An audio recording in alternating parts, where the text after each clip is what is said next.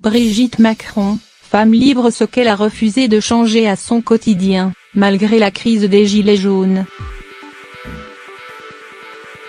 Une fine silhouette qui marche d'un pas assuré, dans le quartier d'Élysée, chaque jour, en fin d'après-midi. Dans sa toute première interview, accordée au magazine Elle à la fin de l'été 2017, Brigitte Macron avait assuré qu'il y avait des contraintes à son nouveau statut de première dame, mais qu'elle ne se sentait pas otage de son destin. « Je sors tous les jours du palais. Je me promène sans souci et je prends plaisir à dialoguer avec les personnes que je rencontre. Avec un bonnet, des écouteurs et des lunettes, on peut aller au bout du monde », précisait-elle. Non, sans avoir fait savoir, il n'est pas né celui qui m'enfermera. À en croire un article du Point.fr, malgré la vindicte des Gilets jaunes, les menaces proférées contre sa famille, ce serait toujours d'actualité.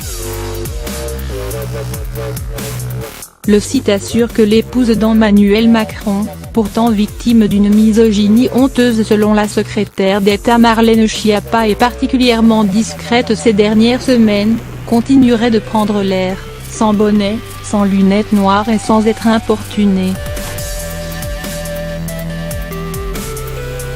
Sa principale inquiétude, ce que ses petits-enfants entendent à l'école.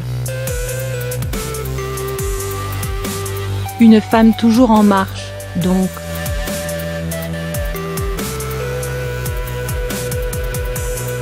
Et pas du genre à se laisser intimider, selon son entourage qui assure, elle est blindée, elle en a vu d'autres.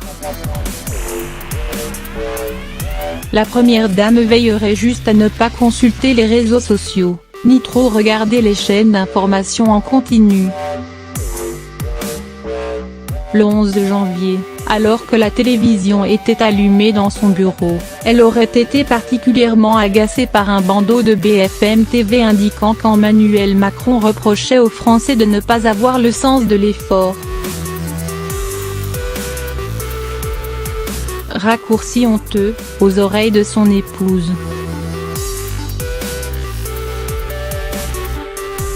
Dépit de la locataire du 55, rue du Faubourg Saint-Honoré, selon laquelle plus rien n'est audible, plus rien n'est dissible.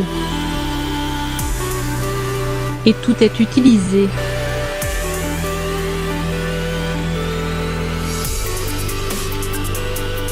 Contre elle, contre lui, rapporte le Point.fr. Caricaturée comme une Marie-Antoinette qui vit dans sa bulle, l'ex-professeur de lettres s'inquiéterait surtout de ce que ses petits-enfants entendent à l'école.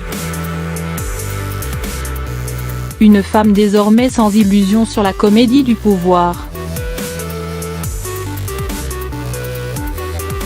Pour le reste, elle ferait le recensement de ses soutiens. En numération rapide.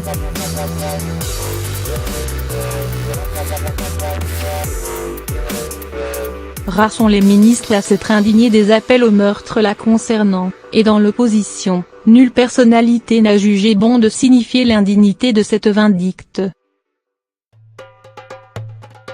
La première dame l'observe, sans illusion, rapporte le Point.fr.